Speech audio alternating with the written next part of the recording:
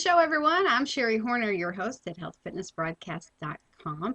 Today we are talking Yang Family Style Tai Chi with um, founder of Surrey and Brighton Tai Chi Center in the UK. Welcome to the show, Kevin Bryant. It's great to have you and to talk about this topic. Thanks so much, Sherri. It's great to be with you. So, Tai Chi, most people know what it is. If they don't know a lot about it, they've seen it on TV. It's a slow meditation movement. How would you describe it in one sentence? In one sentence, it is yoga with a knife.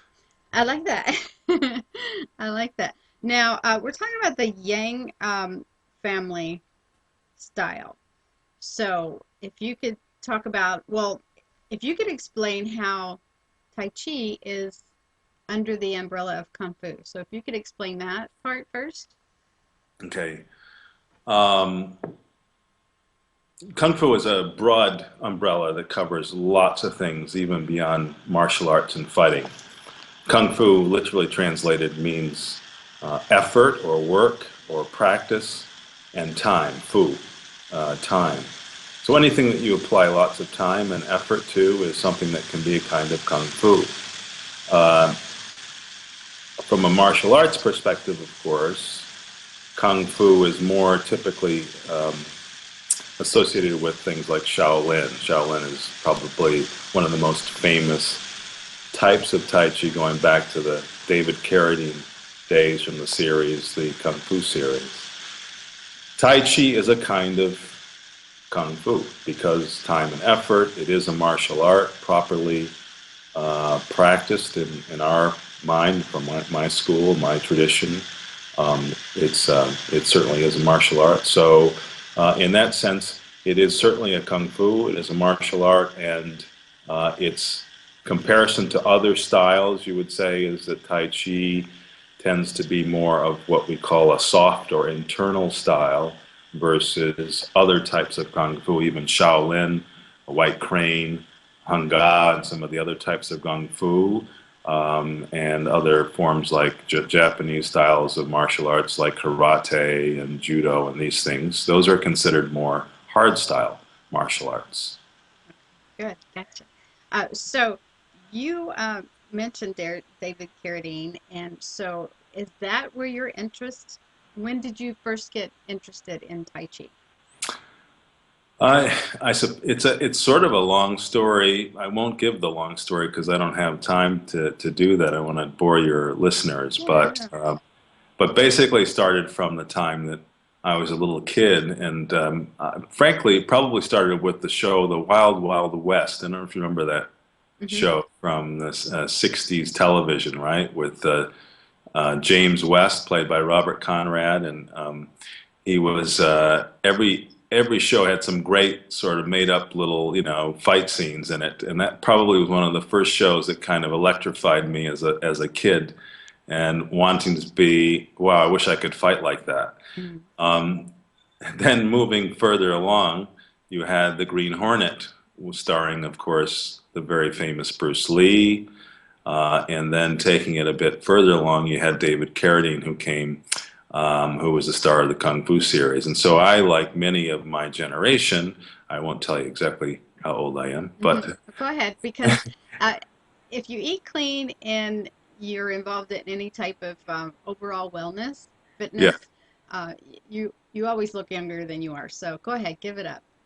Okay, so let's see, 1960, which would make me a little about 54 and a half. Oh, okay. Well, you were Uh, talking like you were, pushing 90 or something. Yeah, so, the 50 is the new 20. yeah, thank you. Okay, I'll go with that. Thank you. So in any case, I was very much taken by these guys, and they also kind of got me starting to look into some Eastern forms of philosophy at the young age, tender age of 12, 11, 12 years old, and that's really where the seed started. Both my interest in martial arts and my interest in Eastern philosophies. Okay, so now you're living in the UK. but Yeah. you were born in New York, upstate New York. Yeah. And so when we first spoke, I said your accent is very slight. And so Yes.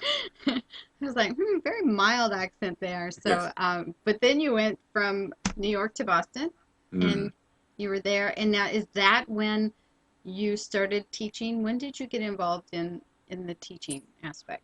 So I started teaching, I guess, 11 years ago.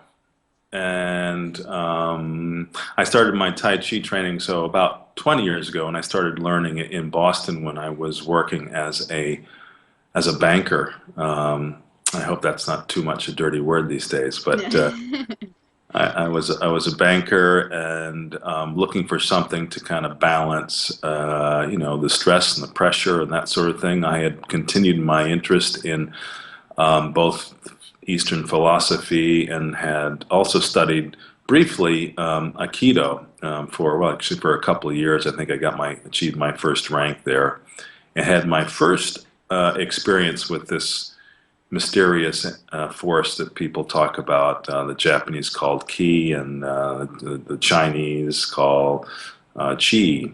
And in any case, that's where I met who was my first teacher in Boston, and that's where my whole kind of journey started back 20 years ago.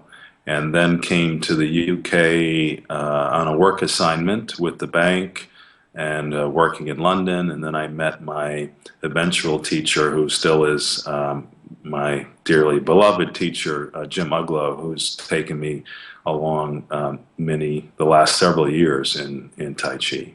But in any case, I asked for permission again 11 years ago to start teaching. I'd been with Jim for roughly 7 years, I guess, and Jim was kind enough to say, "Yeah, you can start doing a little bit." And so I started with a little bit, and slowly but surely, it's grown into such much more than a little bit.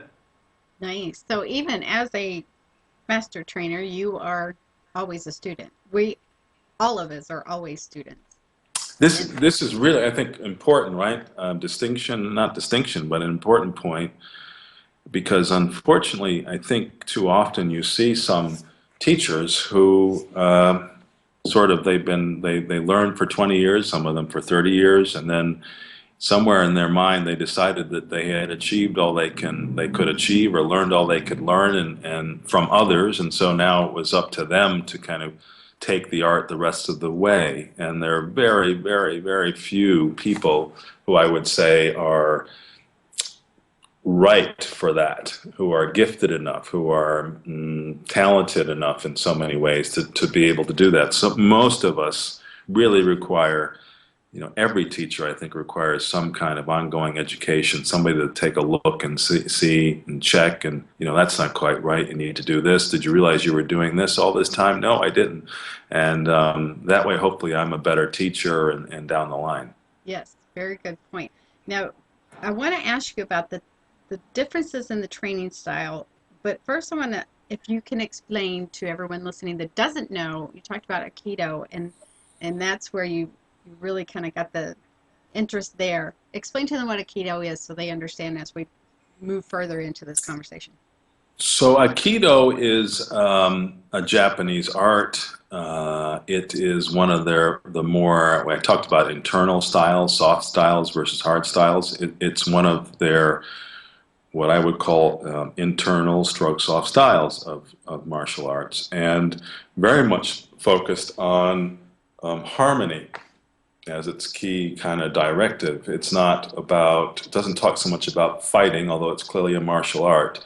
It talks about how to create balance and harmony. So if there's an attack, your job as the martial artist is to take that attack into space or into emptiness, or to neutralize it, not to destroy per se. Although it can be practiced in a very brutal way. If you look at, examples like Steven Seagal, as he's famous for doing in movies and so on.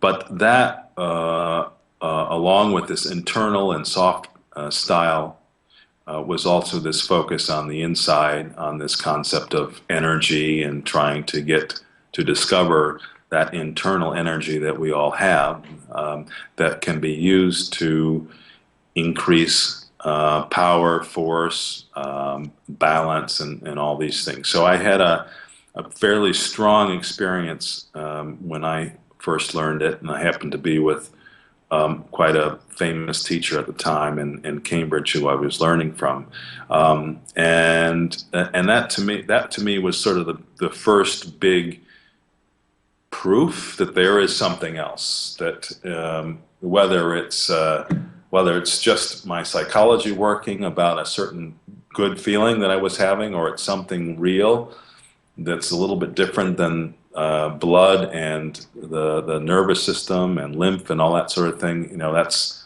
I suppose, open for debate. But I was convinced that I was feeling something that was truly unique, and yes, did add something to the movements and added something to my sort of my sense and feeling of well-being. Um, I stopped for a longer story I won't go into here, but I stopped for a couple of years, continued some other practices, but I was always looking, I had that memory, and I wanted to go back and kind of rediscover that. And that's ultimately, again, longer story. I got my way to Tai Chi, and Tai Chi reopened this area, but in an even more sort of dramatic and holistic way. Mhm. I like that. Now, so what are some differences between how you teach and then how other people teach in that style, the Yang style? Well, to start more about this, so I try as best I can to teach according or in the same fashion of tradition that as I was raised, as I was also taught. And so that's my first, my first duty, I guess, I feel as a teacher, is to teach in as much the same way as my teacher Jim teaches, and as his teacher teaches. Again, even the teacher has a teacher who is one of the Yeung family descendants, Yang Mali, or Mary Yang. And in terms of how we teach, that's different, I guess you could say, than others who are teaching Yang style. It boils down to the information, and I think the purity of the information, because there are many, many teachers out there, and there's a lot of pride around, as is usual in the martial arts, and people think their teacher's best and my style's better, and all that. That debate rages on and on and on. But just speaking from a factual standpoint, first of all, our instruction comes from Yang Mali, Mary Yang, who's based in Hong Kong. She's a fifth generation member of the family. Her father was the very famous Yeung Chung, who was the son of the even more famous, I guess you might say, of Yeung Cheng Fu, who's pictured in many books and literature. Everyone knows this very, very large, powerful man. So she was one of three daughters of Yeung Chung, and she's bringing to us the family's original ideas around the art, which I promise you are very different than most people are learning, certainly more detailed, more involved, all from the right perspective, which is to become healthier, to become a better martial artist. And it's hard to say in a short phone call, all the differences, but I would just say that when you're learning from the original style, it is like it is a sea change from other types of Yang style that you see practiced. Gotcha.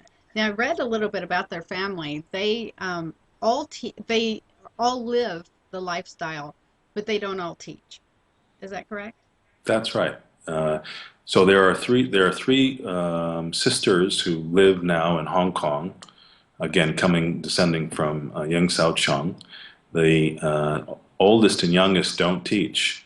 Have really no interest at the moment in teaching. So Mary is the only one who is passing on this tradition in its purest form, and it's really, we all feel, frankly, in some ways not worthy because we're not doing as good a job as we all think we should be able to, getting this incredible tradition that's now practiced by millions around the world. But we feel incredibly fortunate to be given this, from right directly from the mouth, Right, from right. her mouth to our ears, and having spent time with her in her space in Hong Kong, it's a bit surreal. I'll wax lyrical to the point where people think I'm a bit psychotic. Yeah. So, so I have to pull back a bit. But it transformed. She has transformed many of those who she has come in contact with. Just really quite amazing. So if someone's watching and they've heard of the Yang Family Style Tai Chi, um, what would you say to encourage them to go try it? Like if they're in your area or any area in the world, Mm. find a center that teaches it and try it. What would you say to encourage them to do that? Um, we all get older. We all get no, no. Oh, not us, no. We all get older, and with age comes a couple of things. Um, we don't keep as much muscle mass as much as we might try or want. The muscle mass starts to go. We tend to get a little bit less flexible. We tend to start to lose our balance more easily, especially when you get to be sort of 50 plus. Of course, we all have stress issues to deal with. We have all sorts of issues that start to creep more and more and more into our life. I found, having tried many different forms of exercise over the years, from weight training to running Yeah, in to your college yoga, days. Yeah, yeah, running in college. and all these things are great. And of course, it's horses for courses, as they say in this country, or courses for horses. So I'm not going to say that Tai Chi is for everyone, but for me, I've never found an art that was as comprehensive in every respect, down to how you sit, how you stand, how you walk, how you sleep, if you want to go to this level, that can have such a dramatic effect on the body, but at the same time be the kind of art that one who is, say, older can practice from 90 years of age, from 80 years of age, and still have quite dramatic process over a period of time if they give it full Right. attention I believe and that. and work. So I've worked with many people of all ages, and it's just something you have to suck and see, as they say. It's something that you have to try, Yes. and if it's for you, you will not want to do anything else. Right. So let's talk about beginners real quickly. Yes. Beginners aren't expected to. There's no like pre-course to Tai Chi. Am I correct? You just kind of move in gently and learn as you go. You're not in a separate beginners class or study. Is Yeah, that we do. correct? I do have classes which are organized around beginners, but to Oh, be okay. quite honest, I have many quote unquote intermediate and advanced students who are in those beginner classes because we all have the perspective that we're still beginners. We can always go back to the beginning. There's so many layers of this onion that you can go back to the very first movement and still learn a lot from that simplest movement, that almost salutation of the hands moving up and down. There's a lot there. But that said, in a beginner, normally I would do a little bit with some sort of warm up exercises. We call them softening exercises. To maybe spend 15, 20 minutes in trying to help open the body up and relax the body. These are exercises coming directly from the family's tradition. And then we would go into this form itself, what's called the form, what people have seen in parks. And we go slow, slow, slow, learning, the first movement to the second to the third, not trying to learn the whole 312 or 200 and whatever, however you count the movements.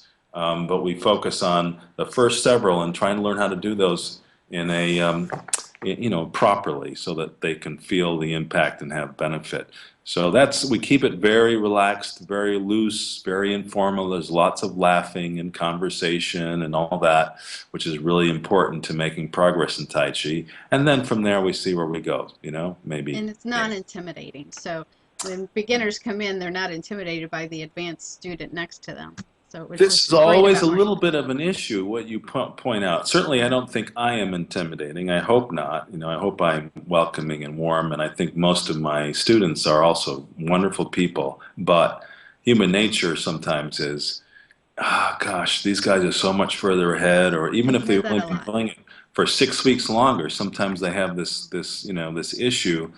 And part of that's just a character issue, or personality issue, which may just be an issue that, Mhm. I hear that a lot from beginners in martial arts, even in yoga, when they go in and they see the people next to them, yeah, and they think, oh, I'll never be able to do that, or I'll never yes, remember all that. yes, So they do, not that the person's intimidating them, but it's their self, um, exactly. yeah, confidence, and that comes with time. And It's a and big, and sorry, martial arts in general is the best confidence booster for yes, everyone, regardless of the age. You talked about being 90 and seeing the benefits, whether yeah, you're 8 or 80. It's the yes, best for everyone. So anyone ever asked me about having their kids in martial arts, I said get them there today because yeah, their grades will improve, their confidence overall, and it's just yes, a win-win. yeah. I asked you before about if you can make one statement as far as Tai Chi, the benefits, the overall, what would it be? And you did say authentic and original. Is there anything that you want to add to that? Only that, just to clarify, I was answering what I interpreted as the question, maybe not Oh, quite okay. the right question, that what was it about our particular style of the art Right. is that made it different than the others. So from that perspective, yes, authentic and original. In terms of how it is as an art, why is it something everyone should try or some people should try? I would say life changing, Yes. life changing. Life changing. I like that. Okay. Well, I just want to say thanks so much for sharing this information. But before we go, if you will, share your shoe. What is your favorite shoe, Kevin? Ah, my favorite shoe is, it's an easy question. I'll hold it up. It's Vivo Barefoot. Vivo Barefoot, VIVO. This is how one style looks. It's very innocuous, not very sexy looking, but for someone who's very much obsessed with their feet and the connection of their feet to the ground, it is. I've had many pairs. This is my main for the last probably 11, 12 years. This has been my shoe of choice in various styles because of It how works. good it feels, how natural it feels. Because it works. I like that, how natural it feels. I like that.